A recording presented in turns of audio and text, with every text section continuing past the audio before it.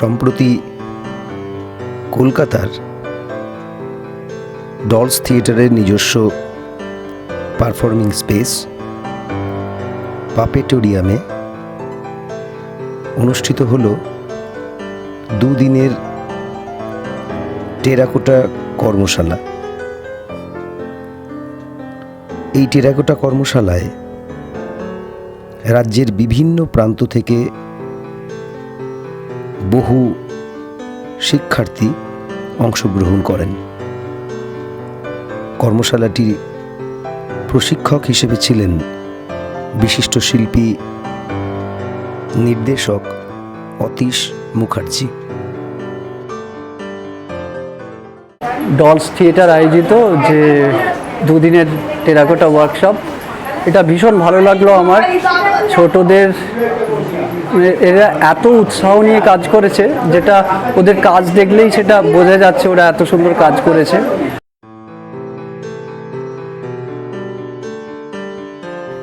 এই আয়োজনটিতে ছোট বড় বিভিন্ন বয়সের 24 জন শিক্ষার্থী অংশগ্রহণ করেন।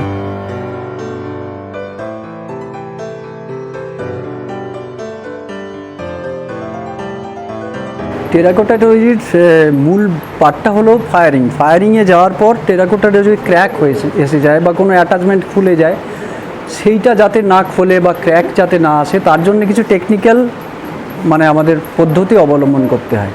যেমন গ্রক, ইটের গুঁড়ো, বিভিন্ন রকম, যেমন 700 ডিগ্রিতে আমি যদি ফায়ারিং করি, তার জন্য কিছু কিছু মেটেরিয়াল আমাদের ইউজ করে বা মিক্স করে আমাদের ক্লেটাকে তৈরি করে নিতে হয়। সেইগুলো জানানোর, সেইগুলো ছোটদের মধ্যে সেই ব্যাপারগুলো ছোট থেকেই ওরা জেনে যায় যে কিভাবে একটা টেরাকোটা তৈরি করতে হয়, তার প্রসেস কেমন, একটা টাইলস বানাতে কী ধরনের প্রসেসিংয়ের প্রয়োজন হয়, একটা ভাস বানাতে কী ধরনের টেকনিক্যাল এগুলো পদ্ধতিগুলো অবলম্বন করতে হয়। তার জন্য এই ওয়ার্কশপটা অত্যন্ত গুরুত্বপূর্ণ এবং খুবই জরুরি এই ধরনের ওয়ার্কশপগুলো করা, যাতে ছোটরা প্রথম থেকেই ঠিক টেকনিক্যালি ঠিক জায়গাটা ওরা এগোতে পারে।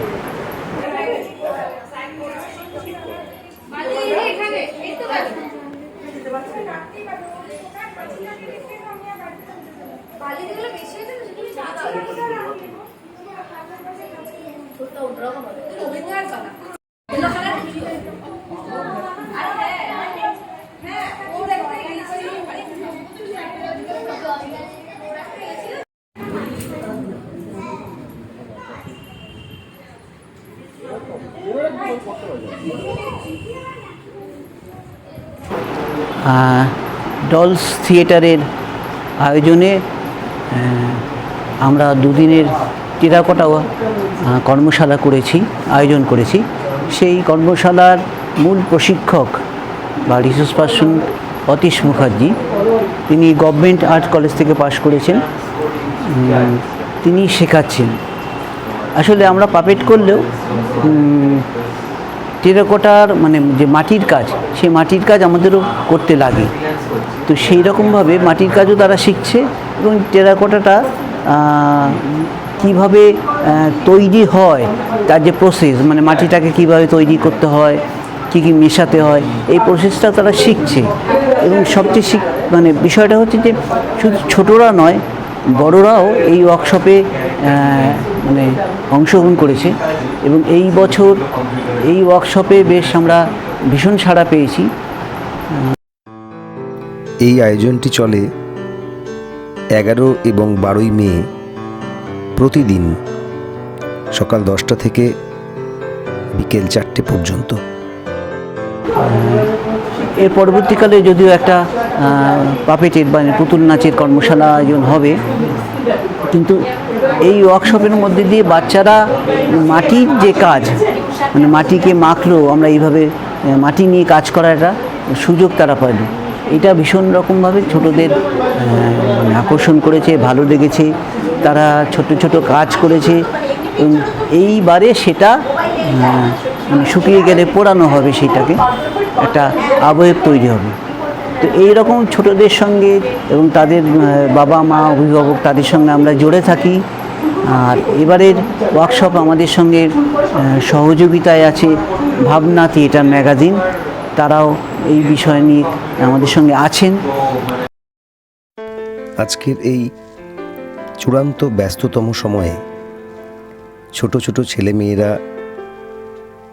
তাদের নানান স্বপ্নকে বাস্তবে রূপদান করছে মাটির মধ্য দিয়ে, আর সেই সঙ্গে বড়রাও মেতে উঠেছেন নতুন করে স্বপ্নের মধ্য দিয়ে শিল্পের সৌন্দর্য ফুটিয়ে তোলার জন্য।